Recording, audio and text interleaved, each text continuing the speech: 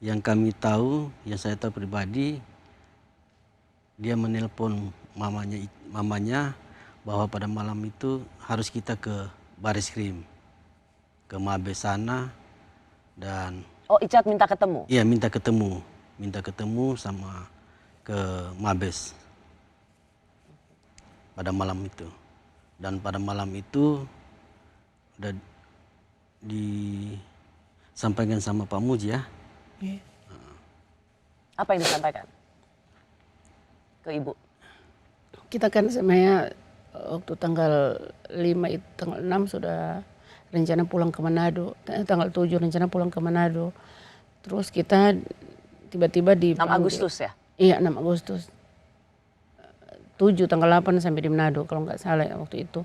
Terus kita dipanggil sama Pak Kabit, Pak Muji waktu itu di Mako, terus menghadap.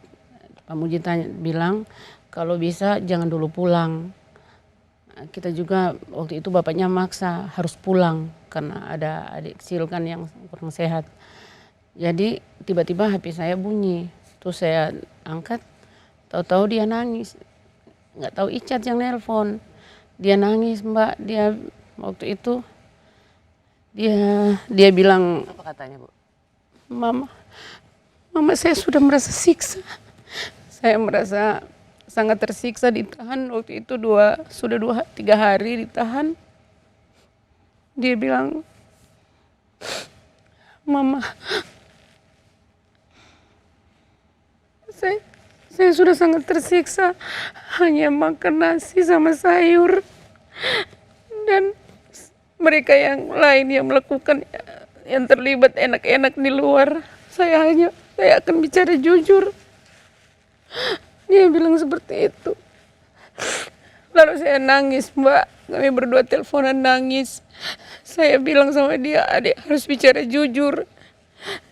Jangan, nggak usah sembunyi, karena kan untuk apa adik harus menahan semua, karena ini kan bukan hanya perbuatan dia, banyak yang melakukan ini, ada berapa orang terus yang lain hanya enak-enak di luar. Kamu harus jujur, harus jujur. Dia bilang, Mama saya sudah mau jujur malam ini Mama, dia bilang begitu.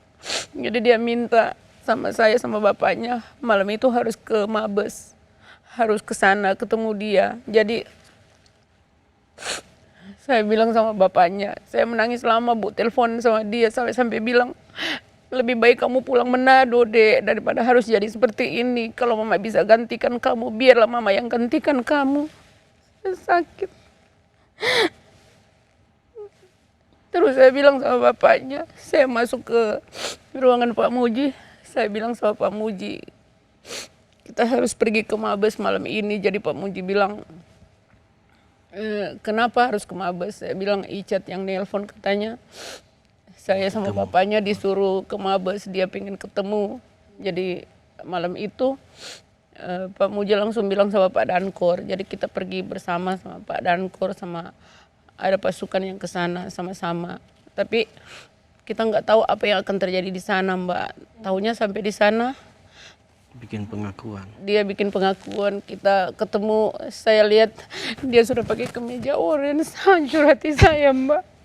Saya bilang anak saya pakai seragam polisi, terus malam ini saya lihat dia pakai kemeja orange tahanan. Hancur Mbak hati saya. Saya bilang dia pun masuk polisi itu karena perjuangannya sendiri.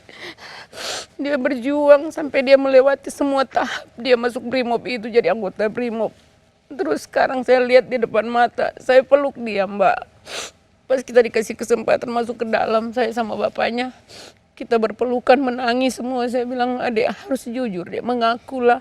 Nggak usah kamu tutup-tutupi, ngapain juga, nggak ada gunanya kan. Sekarang dia menderita, siksa. Jadi malam itu dia bilang, saya mau jujur Mak, apapun mau terjadi, apapun hukumannya, saya harus jujur, saya akan buka semuanya.